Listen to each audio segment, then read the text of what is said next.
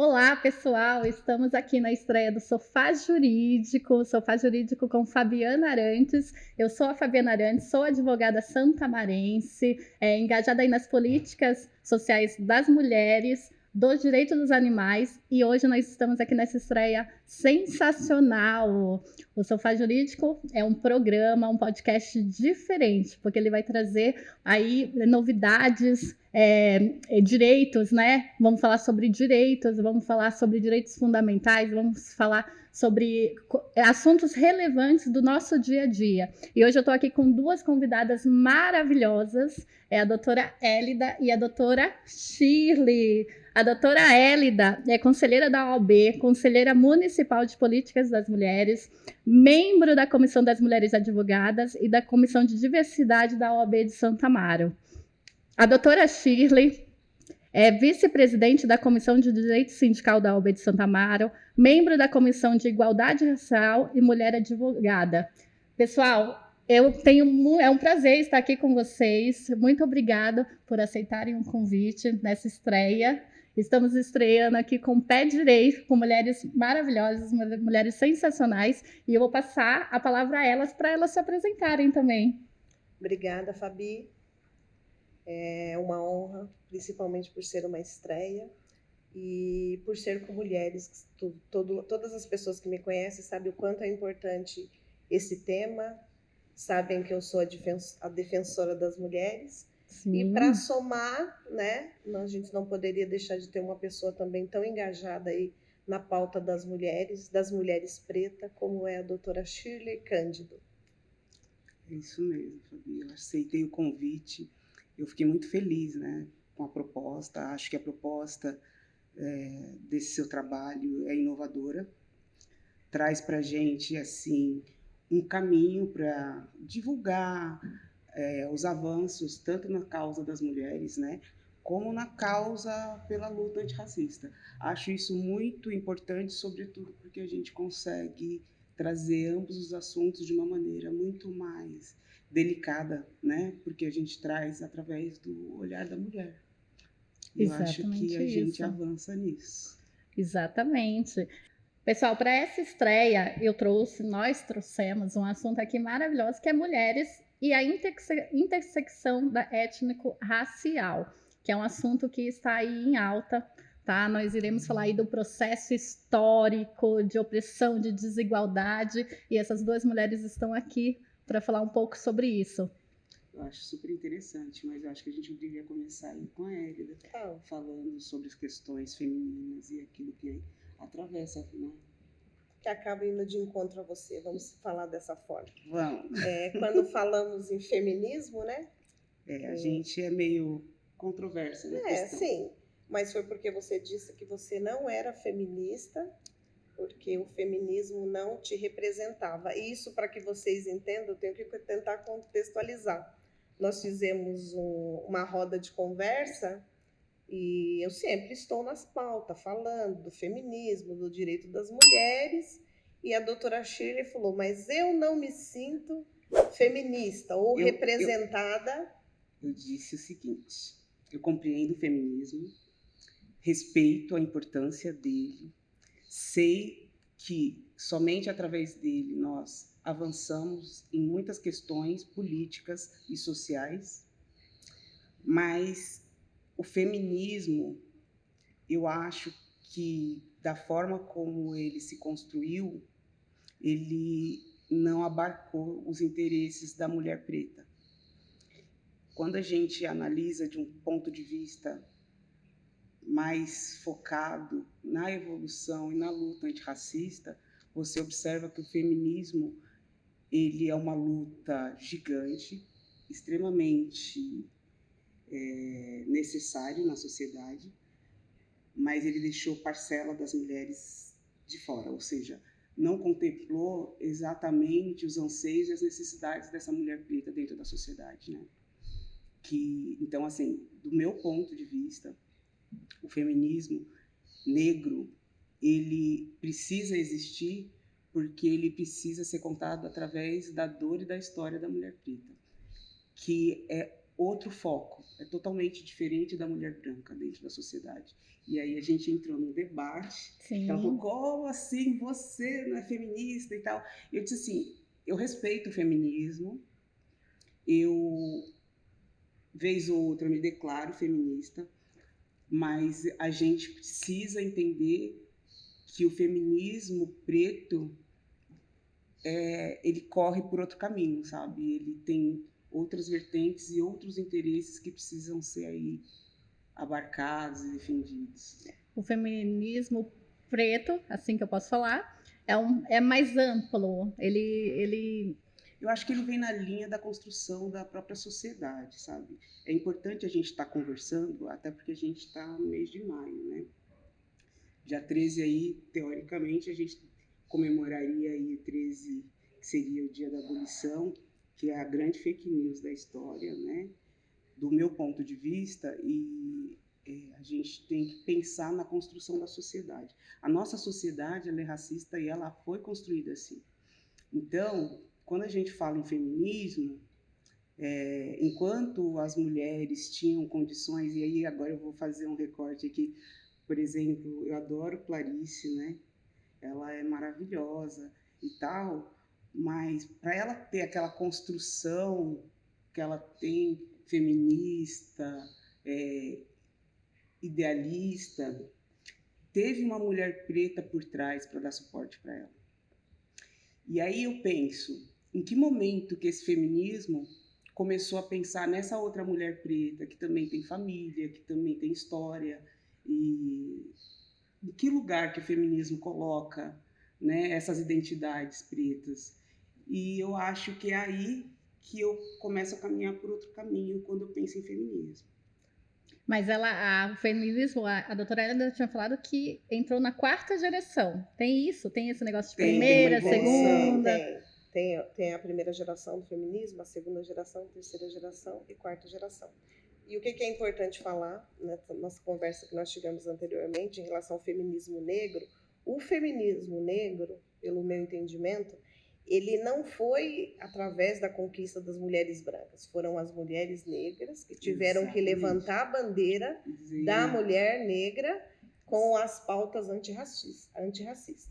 Foi assim então, que ele chegou. Nós podemos considerar que são feminismos distintos ali, ou da mulher negra. Aí eu entendo que sim. São causas distintas. A gente parte de outro princípio, por né? mais que a gente possa dar o nome de feminismo, mas são distintos. Sim. É porque o feminismo, até acho que bem, quando a gente fala em feminismo, nós estamos falando, por isso que eu até falei para a doutora Shirley, o feminismo, ele é uma luta para a gente ter equidade, que não é igualdade, que nós nunca seremos iguais, né, aos homens brancos, enfim.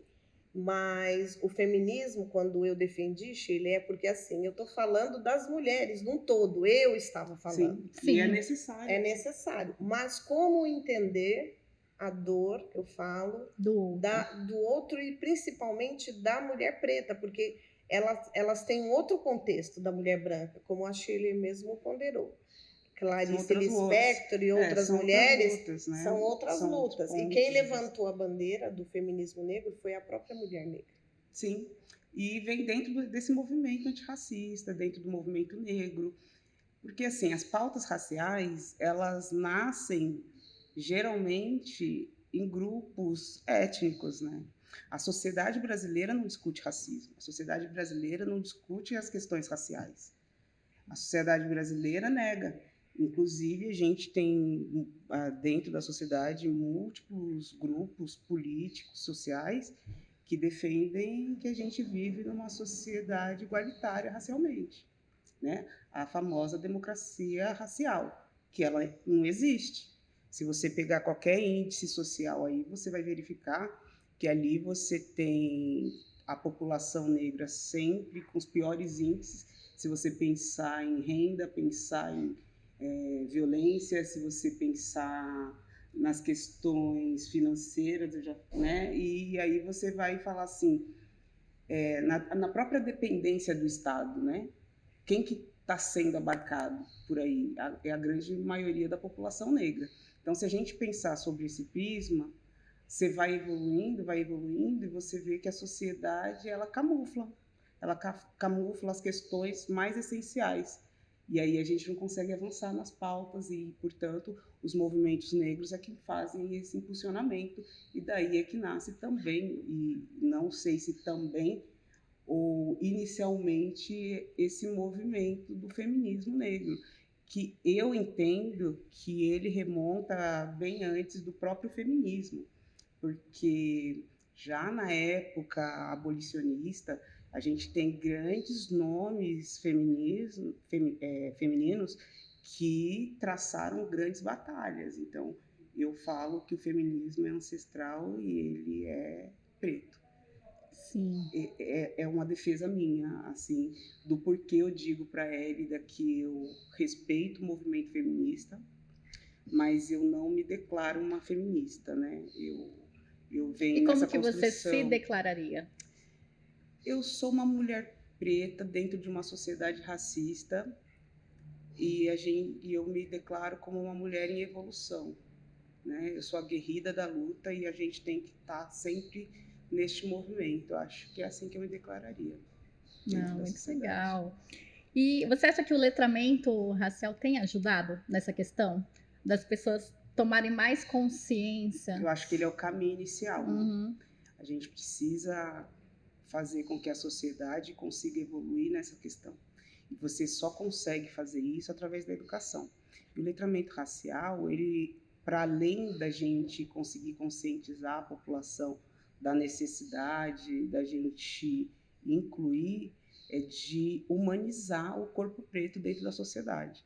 Então, sim, eu acho que o letramento racial, ele tem não só a força de promover a identidade racial que a sociedade brasileira tem, mas, para além disso, para a gente conseguir evoluir nas pautas, né? Tanto politicamente como socialmente.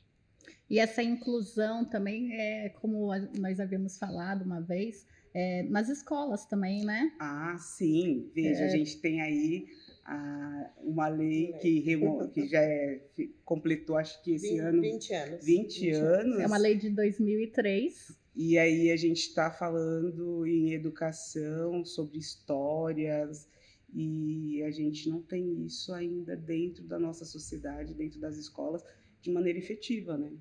Você ainda encontra uma dificuldade gigantesca sobre a educação antirracista dentro das escolas. Então, se você encontra essa resistência dentro das escolas, você encontra ela dentro da sociedade também. Sim. Óbvio que a gente tem avançado muito. Tudo isso reflete, e até para dar uma... combinamos, né? Uma baixada. Baixada aí nessa pauta que é tão... Porque o racismo, gente, ele é cruel. Eu, Hélida, eu costumo me apresentar dessa forma. Eu me reconheço uma mulher preta, a Shirley sabe disso, há pouco tempo, porque eu não tinha um letramento racial, para entender, né? A Hélida é parda, e aí a Shirley até é um termo maravilhoso que eu tenho usado bastante. Eu, Hélida, eu tenho a passabilidade para a questão da nossa estrutura tão racista. Sim.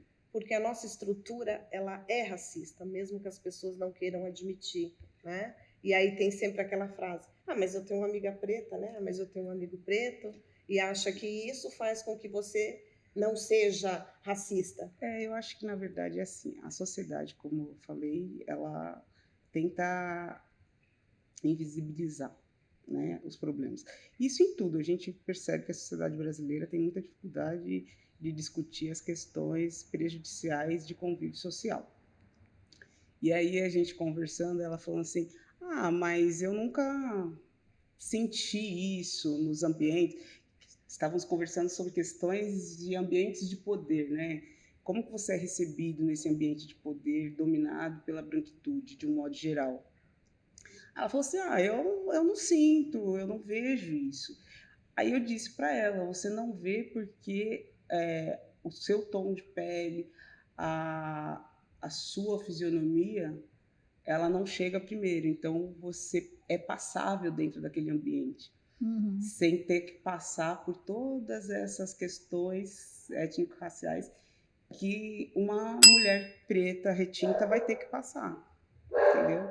Então, eu até digo para ela muitas vezes que em qualquer lugar que eu chego chega primeiro a minha cor. Então, assim, eu posso estudar, eu posso ser a advogada mais competente que for, mas quando eu chego em algum lugar, para além da minha competência intelectual, eu tenho que provar que, apesar, né, e que eu tenho muito orgulho, eu sou uma mulher negra, mas a minha intelectualidade ela só vai ser validada a partir da fala de uma pessoa branca. Então, é o tal da passabilidade, que para ela é mais fácil do que para mim, nos ambientes de poder. E aí a gente começa a questionar, né? Qual que é o Brasil, qual que é a democracia, qual que é o Estado, né, democrático que a gente quer, que não humaniza essas pessoas, né? Sim. E aí a gente pode falar sobre vários aspectos. Dentro do feminismo, a gente vai pegar, por exemplo, as questões de tributação rosa, que obviamente que ali a gente vai entender que as mulheres, de uma maneira geral, por exemplo, elas são prejudicadas, né? Porque nós somos consumistas. E os produtos ficam muito mais caros pra gente. Então, assim, mas se eu pegar ainda dentro desse mesmo ponto e eu fizer uma interseccionalidade e eu colocar o critério raça, vai ficar pior. Porque essa mulher negra, ela geralmente é o arrimo da família, num índice muito maior. Ela geralmente é a mãe de todo mundo, né? A mãe dos avós, a mãe dos irmãos, a mãe dos sobrinhos. Então, assim, é uma luta diferente. Óbvio que eu não consigo fazer com que as outras pessoas passem por isso para compreender, mas elas precisam se letrar para que elas possam, pelo menos, não questionar os nossos anseios e as nossas reivindicações sociais mesmo, de reconhecimento, de reparação, acho que é por aí. E é para isso que estamos aqui. O nosso programa que a gente é para trazer falando. informação e conhecimento. E uma coisa muito legal que vocês falaram aí são os termos, né? Passabilidade, retinto. Retinto. Vocês podem explicar para o pessoal que está assistindo o que significa passabilidade, o que significa ser retinto? Porque tem muita gente que não sabe, assim como eu, pela minha branquitude, tem muita gente que desconhece realmente esses termos. Porque, por exemplo, né, a gente muito fala em negros, né? Aí a gente vai ter as qualificações para poder ter uma identificação étnica. O IBGE, se eu não me engano, ele nos classifica entre pretos e pardos, né? Sim. Então, dentro do negro, você vai ter essas duas partes. Por quê? Porque há uma certa divergência social. Eu, por exemplo, sou registrada como uma pessoa parda. E eu não gosto desse nome, mas enfim, eu estou ali cadastrada como parda. Mas, obviamente, que existem pessoas que são mais negras do que eu, e essas pessoas a gente costuma dizer que são as pessoas retintas, que sofrem muito mais do que eu, que sofro muito mais do que a Hélida dentro dos espaços. Então, é isso que a gente fala sobre passabilidade. Uma mulher negra retinta, ela vai ter o triplo de dificuldade de ascensão, seja social, seja profissional, enfim, política, dentro da nossa sociedade, do que eu. Aí, quando você chegar em mim, eu vou ter ali 2 vezes mais dificuldades do que a Hélida. Então, é isso que a gente chama de passabilidade. É que dentro do universo do privilégio branco, dentro da sociedade, e aí às vezes as pessoas até se ofendem, mas é necessário que a gente consiga conceituar para que as pessoas consigam compreender. E só a partir daí, tendo interesse em compreender, é que as pessoas vão conseguir assimilar o porquê nós estamos nessa luta em busca de igualdades, né, dentro da sociedade brasileira. Então, por exemplo, aí a gente vai falar em passabilidade.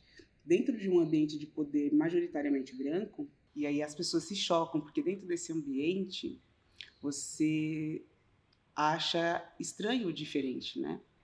Então, por exemplo, se pegar empresas onde as pessoas são majoritariamente brancas, você vai ver que geralmente são cargos de poder. E aí, por exemplo, quem que você quer perto de você? Geralmente seus iguais. E daí vem a necessidade da gente criar políticas de diversidades, entendeu? Que é para a gente começar a entender. Por quê? Está na estrutura. A estrutura da nossa sociedade, ela foi construída em cima de questões raciais, né?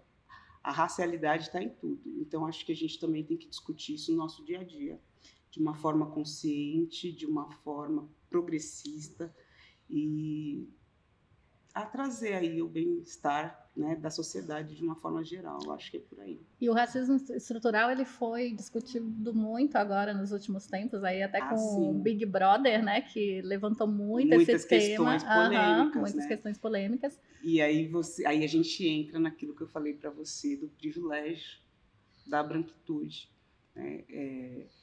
Veja, você teve uma mulher branca que, ao se sentir ali ofendida ou agredida pela presença de um homem negro, ela foi acolhida, mesmo depois de sair dentro daquele espaço, né? Ali era uma microsociedade, né?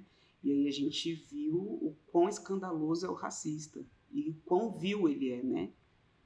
Em um outro episódio de Big Brother, nós tivemos uma mulher negra que protagonizou algo tão parecido quanto, que foi a Carol Conká. Mas diferente, sim, foi muito falado diferente da mulher branca, e aí também é outra crítica minha ao feminismo, diferente da mulher branca, você veja como que a sociedade recepcionou essa outra mulher preta, né? Elas são mulheres. E a mulher preta foi cancelada, ela foi aniquilada na sociedade. E o porquê que isso acontece? Acontece porque a nossa sociedade, ela foi fundada em cima de uma estrutura pensada a privilegiar pessoas brancas e a manter pessoas negras, indígenas à margem da sociedade. Então a gente vem de uma construção ancestral para mudar isso, entendeu? Você pode ver que os grandes movimentos no sentido da diversidade, ainda que também cultural, ela vem de onde? Ela vem das favelas, ela vem do morro, ela vem da periferia. E aí ela começa a chegar na sociedade central e ela começa a se desenvolver. E aí a gente começa a discutir racismo, a gente começa a discutir racismo estrutural e a gente começa a discutir políticas públicas para a gente resolver essas questões. Violência contra a mulher, abuso das crianças. E aí a gente vai chegar de novo e vai ter índices que vão mostrar que a população negra também, nesse aspecto, sofre mais. As mulheres negras vão passar mais por isso. A Hélida mesmo trabalha com isso o dia inteiro. Ela domina esse mercado. Não, e quando vamos falar aí, não tem como, né? Ana Hickman, né? A gente pensa na Ana Hickman e a gente pensa numa mulher lá na ponta, na periferia, uma mulher pobre, preta e periférica. É muito complicado. E essas mulheres, quando a gente fala em índice de violência, como trazer isso em índices? É difícil, porque nem todo mundo denuncia, não tem acesso à informação. Não, muitos têm medo, né? A criação do meu projeto, A Força da Mulher, se eu não falasse aqui, as meninas iam brigar comigo. Né? Simone, a Tuca e a Luciana. Aliás, vamos dar crédito, que é um trabalho maravilhoso. A Shirley conhece, já participou de alguns eventos, foi justamente para levar informação para essas mulheres, porque lá na ponta a informação não chega. Porque por mais, Shirley, que tenha todas as questões sociais, eu costumo dizer o seguinte... Tem a questão humana primeiro. Tem a questão humana, mas a Shirley é uma advogada, mas ela é uma mulher preta, mas ela é uma advogada. Isso. Tem uma diferença. E a doméstica que está lá? Que está sofrendo, né? As questões são outras, né? Passa em outro lugar. Eu diria que passa pela sobrevivência. E é isso que é cruel, né? Quando a gente fala em violência, e aí a gente vai falar em violência doméstica de uma maneira muito mais concentrada, que é importante, a gente está falando em sobrevivência. E é uma sobrevivência agressiva. Porque você também tem que lutar, né? Eu vejo que você fica até emocionada, né? Os olhos dela brilham. Eu assim, eu acredito que eu também sou fruto de um lar que tinha essas questões todas, porque ali envolve machismo, ali envolve a pobreza, envolve outras questões sociais, e aí a gente cresce num ambiente periférico e tal, e você consegue, você vivencia várias questões.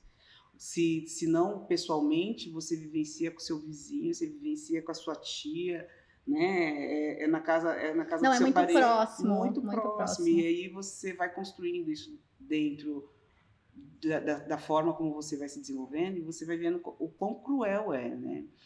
Dentro do próprio projeto da Érida, a gente tem lá a Tuca, né, que tem uma experiência de vida que você fala assim, meu Deus, como que ela chega aqui tão maravilhosa desse jeito, potente, poderosa, né, empreendedora, depois de ter passado por tudo que ela passou dentro da vida dela. E aí você compreende o quão necessário é a gente discutir essas questões, né, porque passa pela questão de convivência, né? Não, quando nós falamos, que eu falo, né? Eu gosto muito de defender todas as mulheres, né? E a gente está se desconstruindo todo dia em relação ao machismo, porque nós fomos criados num sistema patriarcal, né? Daí vem o homem branco nos espaços de poder, né? E a mulher, ela sempre foi um objeto, a gente é julgada a todo momento. Eu sempre falo, gente, quando você identifica, nossa, será que eu sou machista? Nossa, nossa, olha, não compartilhe a foto, não compartilhe mensagens que você está denigrindo a imagem da mulher. Porque todo mundo é filho de uma mãe, não é? Sim, sim. E eu sempre falo, quando você comenta essas questões... Você veja aí uma fala que você usou, né? Denegrindo. Você vê como que a gente é racializado? A gente reproduz. E a gente reproduz também. Né? Nós somos pessoas que, obviamente, eu não tenho nenhuma intenção em ser racista. Mas a gente reproduz, às vezes, falas racistas, a gente reproduz falas machistas, e aí a gente tem que se reinventar o tempo inteiro, entendeu? Se reconstruir, se desconstituir em alguns pontos de vista, né? Eu uma coisa até que eu queria te perguntar, como que a gente pode falar, é preto ou negro? Qual que é a tratativa? Eu, correndo o risco de ser até deselegante, eu vou dizer que assim, o ideal é que você se refira à pessoa como sendo uma pessoa. É o nome dela. Porque, assim, é ofensivo, sabe? Assim, quando a gente pensa, é preto, é negro. Eu acho que você só precisa falar isso porque a gente vive numa sociedade racializada. Né? Porque... É a grande máxima, né? Todo mundo é humano, todo mundo é ser humano. Uhum. Então, por que o tratamento tem que ser diferente? Porque eu, quando vou me referir a você, eu não me pergunto assim, eu te chamo de branco, eu te chamo por Fabiana. Isso nem passa, passa na minha... Não, assim, por exemplo, eu estou falando assim, num contexto social mesmo. Nem passa pela cabeça de nenhuma pessoa, quando ela vai se referir a você... A menos que ela não te conheça, e aí ela vai buscar aquela moça que está com vestido roxinho, com brilho. Entendeu? As características. Ela não vai aquela mulher branca, entendeu? Então, assim, eu acho que, a princípio, esses termos, eles servem só se a gente precisar descrever racialmente a pessoa, se eu preciso escrever ali um texto, se eu preciso construir uma fala... Dentro dessa fala eu preciso contextualizar e explicar. Do contrário, eu acho que é sempre de bom tom, de bom gosto, que a gente chame a pessoa pelo nome. Se a gente não sabe, tenta sempre identificar como aquela moça, aquela senhora, aquele rapaz. Até para a gente tirar esse estigma, né? E o sofá jurídico também é informação. Acho que é por aí. Não sei se a Érida concorda. Concordo, porque quando... Vou pegar um exemplo de um homem negro, até pela questão do meu filho, que é retinto. Um exemplo de uma pessoa retinta é o meu filho. Sim, e o meu vô também. Então, e aí o que acontece com um homem preto de terno é segurança, né? Sim. Ninguém chega para um homem branco de terno e vai perguntar o que ele é. Então, quando um homem preto assim, você é advogado? Né? Ninguém pergunta para você, nossa, você é advogada? Então, tem essas questões, então eu realmente concordo com você. Até que nem a Fabi tem avô negro. O né? avô, Tenho. né? Inclusive, eu trouxe a E foto retido. para mostrar Aí a gente, para ó, vocês. vamos chegar na passabilidade. Em alguma vez, em alguma situação na sociedade, seja qual for Olha ela, aqui o meu vovô. né? Seja em qual for ela, você se sentiu Discriminada? racializada, discriminada em decorrer Não, gente, não a me senti. passabilidade? Ou seja, mesmo você tendo, Vou né, mostrar para a câmera. uma origem Aqui, ancestral, Esse veja é que meu você vovô não tem as características, entendeu? materno. Então é por aí, é o que eu falo Olha a pra avó, você. a avó ela era loira. Então, pois é. E aí você vai seguindo em frente. E é lindo. Quem que tá no colo dela aí? Sou eu. Você não acha que a Fabi ia Sou trazer eu. uma foto Que ela não que fosse ela aparecer. não seria Eu a tenho Fabi. que mostrar como eu era um Não bebezinho seria a fofo, Fabi. gente. Olha. Eu acabei usando um termo que eu tô me desconstruindo, né? Eu usei, mas enfim, tô aprendendo, né? Não vou usar nunca mais esse termo. Pode ter certeza que a gente se desconstrói assim, olha. Vamos prestar Mas é atenção, para isso que nós né? estamos aqui, para aprender sobre também. isso. É sobre Você isso. percebe? É o que eu falo, é a gente se desconstruindo. E é muito importante, foi até bom, sabe por quê? Porque a gente consegue conversar disso de uma maneira mais plástica, mais tranquila e mostrar para as pessoas que tudo bem errar, mas a gente não pode continuar Persistindo no erro, a gente não pode parar de querer aprender, a gente não pode parar de querer mudar, né? As coisas como estão Então aí. vamos parar de julgar as mulheres, Isso. porque pode ver que isso é uma dificuldade que todas nós temos, né? Infelizmente. A mulher uma julga a outra. Não deveria, mas julga. Sim, a mulher Acho que é tem pior, que acho se que a gente ajudar. acho que a tem gente se compete ajudar. um pouco também. Não, a mulher é competitiva no geral, né? Mas sabe por que nós somos competitivas? Por causa da estrutura patriarcal. Obviamente. Nos ensinaram que existe essa rivalidade entre nós. E não poderia. Tem que ter a sororidade. E aí, desculpa, é um termo do feminismo branco, mas tudo bem. Não, mas ele é extremamente bem-vindo.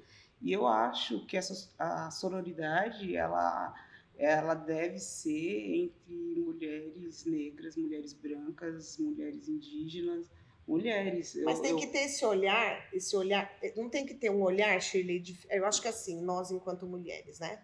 Quando a gente não julga um olhar a roupa, mais amoroso, porque existem né? as frases machistas. Eu acho que a gente pode até pegar essa questão do feminismo e do feminismo branco, feminismo negro, e a gente tem que entender que lá no depois, né?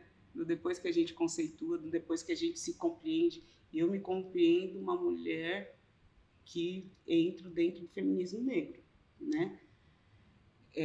Mas para depois disso, nós somos mulheres e a gente tem que começar a entender isso, sabe?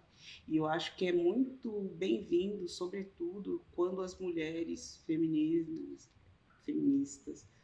conseguirem dialogar sobre isso, sobre as diferenças, né? E depois caminhar juntas. Porque lá no final das contas, as nossas batalhas, as nossas lutas, elas acabam se colidindo, elas vão ser iguais e vão caminhar ali também. Falamos do letramento racial. Também tem um letramento de gênero que é fundamental para isso. Você ouviu aquele podcast maravilhoso? Você viu? Então, na questão do próprio letramento de gênero também, Simone de Beauvoir, ela fala que nós não nascemos mulher, né? É uma construção social. A gente se torna mulher, né? Então, eu falo, ser mulher já é difícil. Ser mulher branca é ruim por causa de abuso, por causa de vários fatores.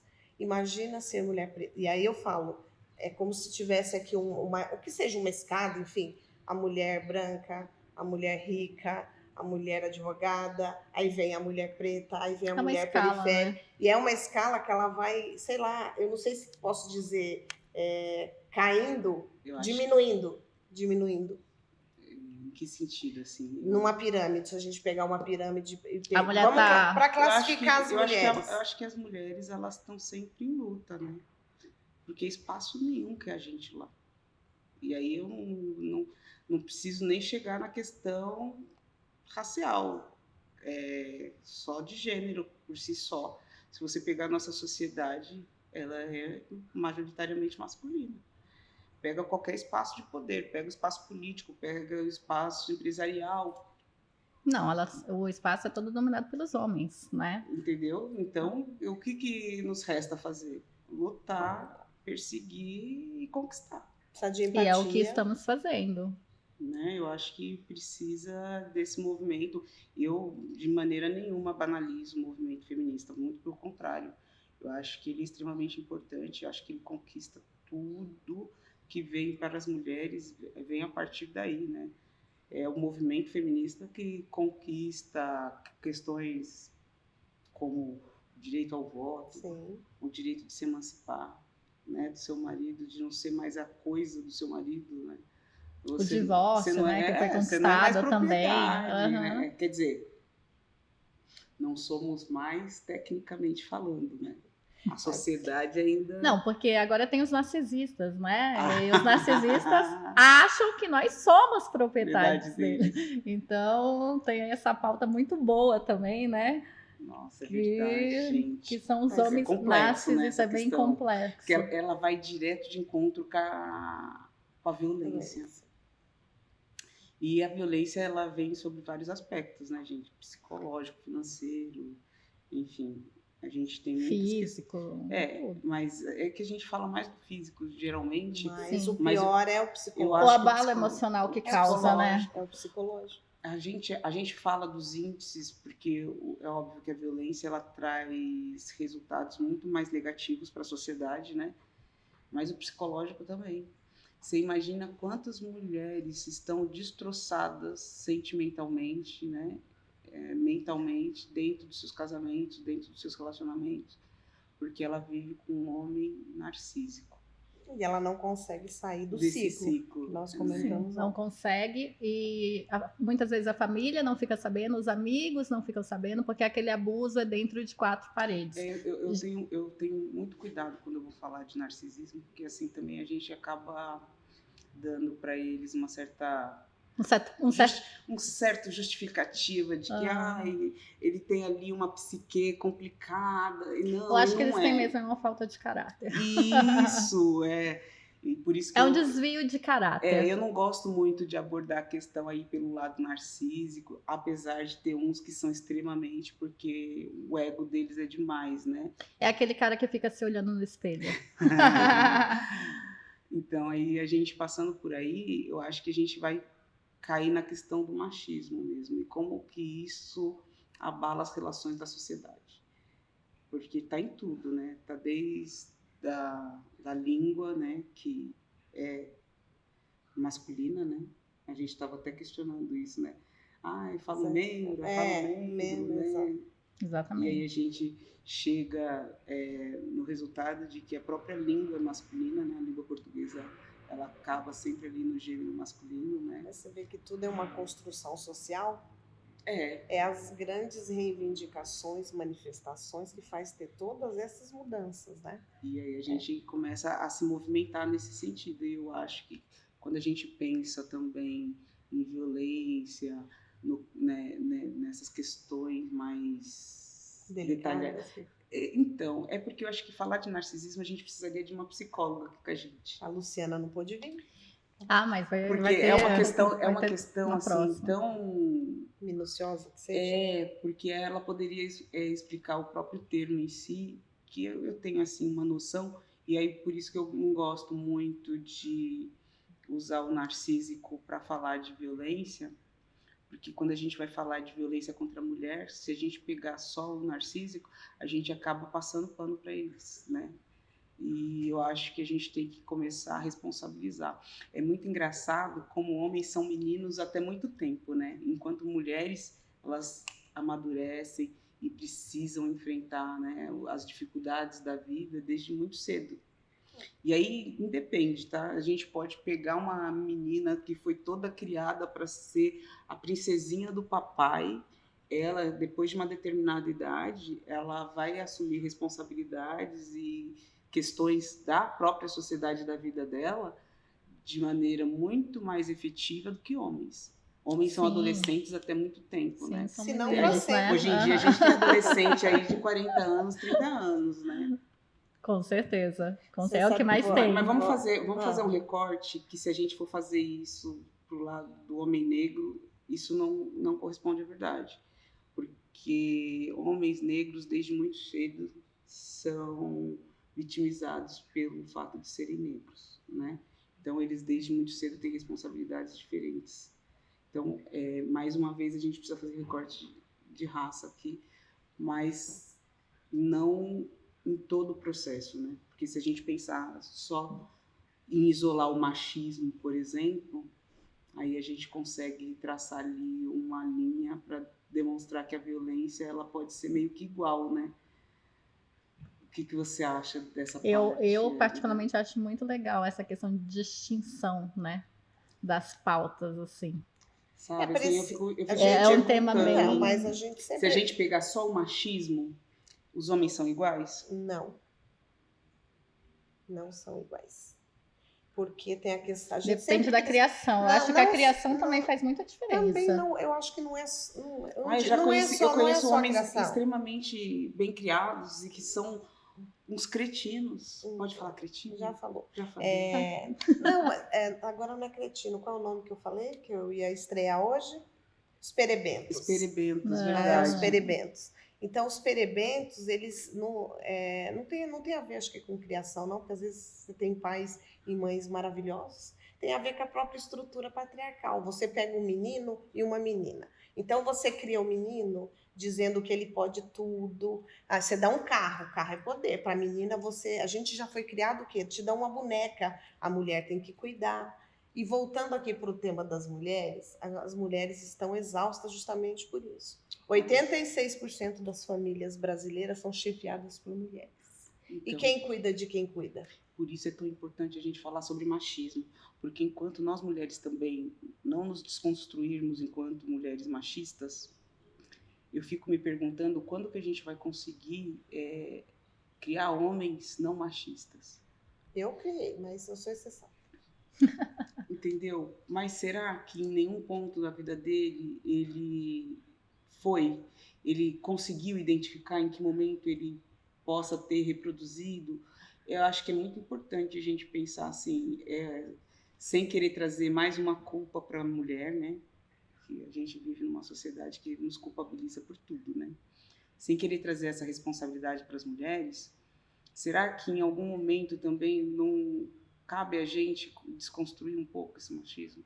A gente está mudando isso Eu já, acho né? que a gente tem que ter a nossa Mas responsabilidade também. Eu acho. Mas como eu falei, a partir do momento que você já se identifica, olha, a gente precisa, o que nós estamos dizendo aqui, a gente precisa estar se desconstruindo.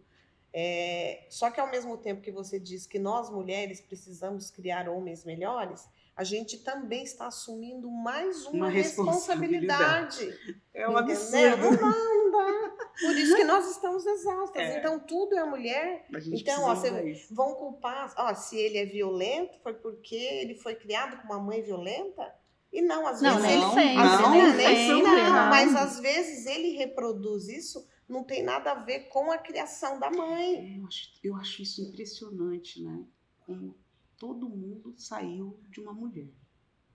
Mas já notou os homens, quando eles vão para a esfera do relacionamento amoroso, como eles simplesmente esquecem que aquela mulher é tão parecida com a mãe dele, com as irmãs, com as tias, com as primas, e eles reproduzem, né, às vezes falas, atos, Mas de uma agressividade, de uma desconsideração, de uma desumanização com aquela mulher. a estrutura patriarcal fez dessa forma. O que o menino aprende desde pequeno e o que a menina aprende? Ele aprende que ele pode... Eu gostaria de entrar no cérebro desses caras para entender isso aí. Não. O que é que tem ali que vocês viram uma chavinha e que a mesma consideração que você tem pela sua mãe, você não reproduz para sua esposa? Entende?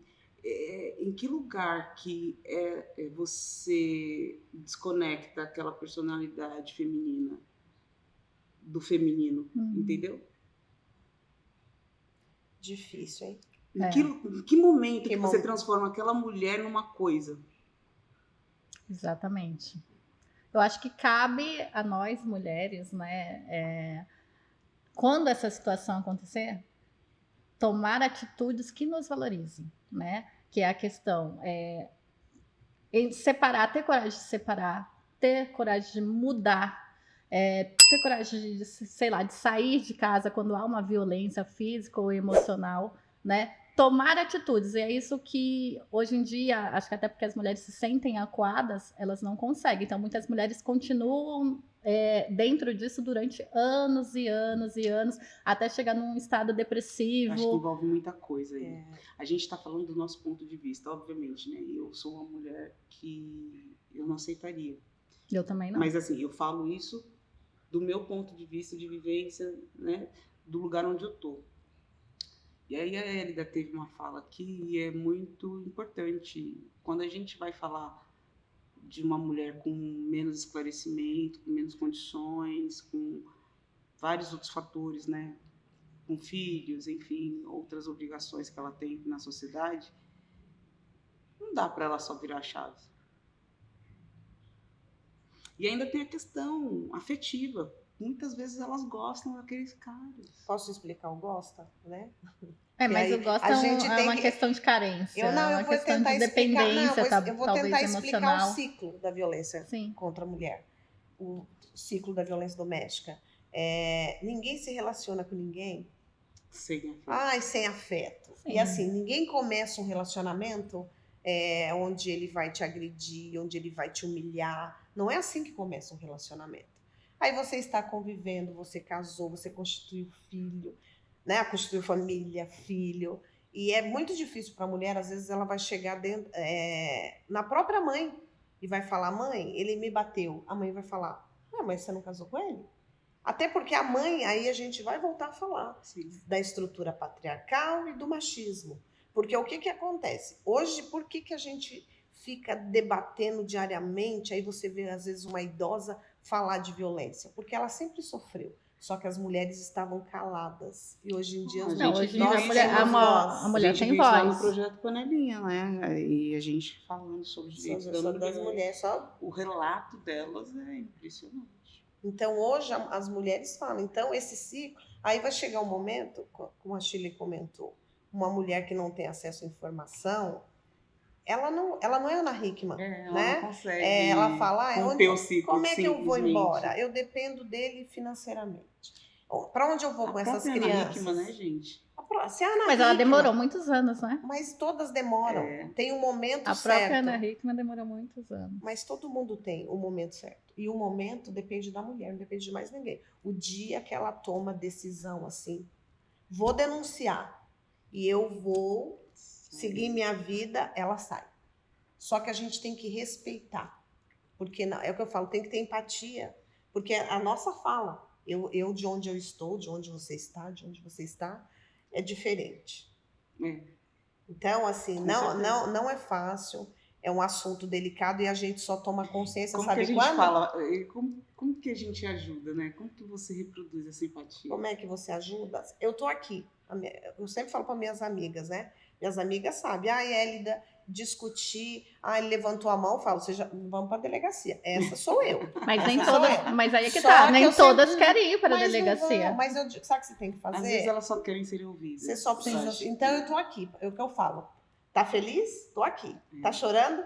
Eu tô aqui. É o que a gente pode fazer. Ela tem que É a saber sororidade. que ela conta com você, porque essa violência ela pode se transformar no feminicídio. E aí é tarde demais. Então, se você tem uma amiga que você sabe que está vivendo, que tem um relacionamento abusivo, o que você tem que fazer? Ouvir, apoiar, e ela sempre tem E que dar saber. conselho também. Mas não adianta, a decisão é só dela. Conselho não adianta. Não adianta. Tanto que eu vou finalizar a questão acho que da violência doméstica para dizer o seguinte. A mulher, ela realmente tem um momento dela e não adianta ninguém falar nada. A decisão é só Não, dela. a decisão é dela, mas não pode, como você falou, tem um momento. O problema é quando esse momento chega no feminicídio e aí ela morre. Não, mas aí não Entendeu? teve, Aí não chegou o momento. Mas nesse caso não teve, ela não teve esse momento. O feminicídio é muito mais grave do que isso. O feminicídio não é uma vez, 2 vezes, 3 vezes. Não, ele é um feminicídio, ciclo, ele é o último ato. É o último ato. Ele é o último ato. Então, assim, Mas o problema é quando a mulher deixa até chegar nesse mas último não é, ato. ó, tá vendo Ó, como a a gente gente julgando. A mulher deixa. Não é a mulher que mais deixa. complicado que isso. É. Eu acho que a gente precisa reunir aí vários fatores, né? E não é Informação. fácil. Então, eu acho que às vezes a pessoa até tem a informação, mas É uma ela coisa tá- mais interior? Será? porque passa pela questão da vergonha, de você assumir que você tá com aquele cara e que ele A dor é tão tóxico, grande. que ele não é aquela imagem que você vendeu para a sociedade, para sua família, Que você, para os seus filhos. aquela coisa que você criou, né? E aí, como que você simplesmente rompe com isso? Em que hora? Qual que é o momento de romper com isso? Quando que você sabe que chegou essa hora de você romper o ciclo? Eu acho que para cada uma vai acontecer num determinado momento. Se você pegar uma mulher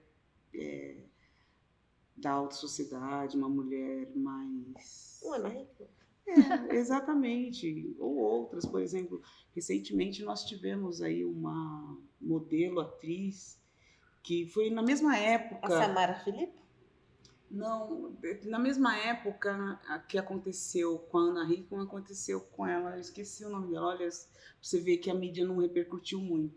E aí, ela passou pelo mesmo processo, né, de violência doméstica e tal, e ela rompeu também, e depois ela retomou esse casamento. E aí a gente... E o ciclo voltou?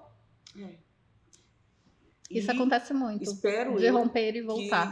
que siga num contexto positivo.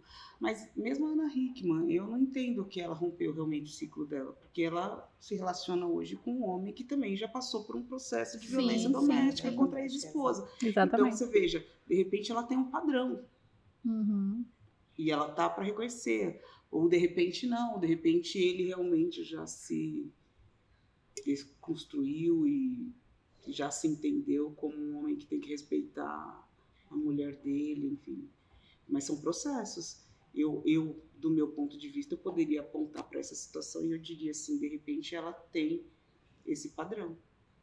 Mas eu Pode tô ser julgando. um padrão recorrente, E aí, talvez. Aí que tá a questão, né, do De ciclo da julgamento? violência doméstica, é a gente aprender a não fazer esse julgamento. Olha, viu? A partir do ponto de vista da sororidade, do feminismo, enfim. Uhum. Porque é muito mais profundo, né, do que as aparências. E é particular, gente. E Cada eu caso é acho- um caso. Mas é por isso que é a pessoa que tem um momento... Não, pode ser a sua melhor amiga. o momento Ela tem que ser tem dela. assim, ela sabe que você tá ali, mas um belo dia é como se ela, sabe quando a pessoa se liberta? Então tem aquele dia quando ela resolve, mas e tem eu tenho 2 clientes que assim, uma delas casou semana passada, eu fiquei super feliz porque ela vem de um caso assim, sabe, traumatizante, que eu falo tanto que a Ana Hickman fala. Meninas, mas eu vou ter que interromper vocês um pouquinho, porque nós já estamos aqui há 55 minutos.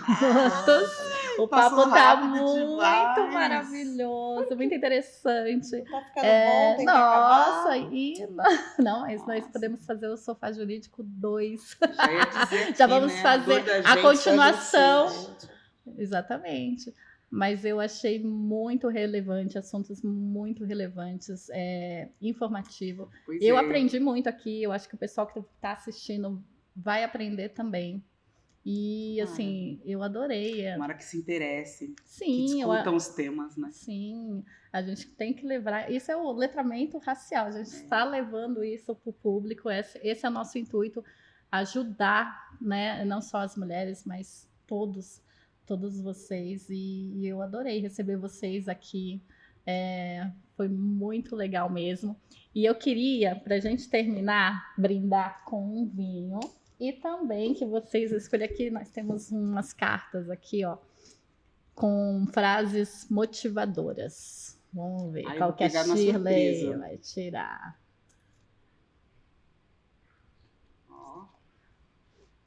Posso falar? Pode falar. Você é o projeto mais importante. É isso, olha que lindo. concordo Você é o muito seu com- projeto eu sou, mais eu importante, sim. Eu A sou. mulher é o projeto mais Sim. importante. Eu gostei dessa Gostou? frase. Tá, vamos lá. Me representa. O segredo de progredir é começar. Por isso que eu falo, a mulher, a decisão é só dela. Exatamente, que lindo. Eu tirei, repita comigo. Você é incrível. Somos incríveis. Somos incríveis, somos incríveis. maravilhosos. Somos. Somos mulheres poderosas mesmo. Nós E podemos. Ser nós mulher é um podemos. ato de resistência, né? Total. Sempre, sempre. Eu digo sempre que quando uma mulher se movimenta, né? Tem uma... É da Angela Davis, Da Angela né? Davis, né? Quando... A Angela, ela diz, e isso entrou em mim e eu uso para mim todos os dias isso. Quando uma mulher se movimenta, o mundo se movimenta e a gente precisa disso. E nós estamos aqui para nos movimentar. E esse programa, ele está sendo lançado para isso, para ajudar não só as mulheres, mas aí para todos, até realmente também os homens, Sim. até para eles se compreenderem melhor, né? E esse é o intuito. E eu agradeço muito aqui vocês, muita gratidão por vocês estarem aqui estreando comigo, me ajudando nessa empreitada, foi muito legal e eu quero brindar com vocês. Ó, eu tenho aqui um vinho maravilhoso.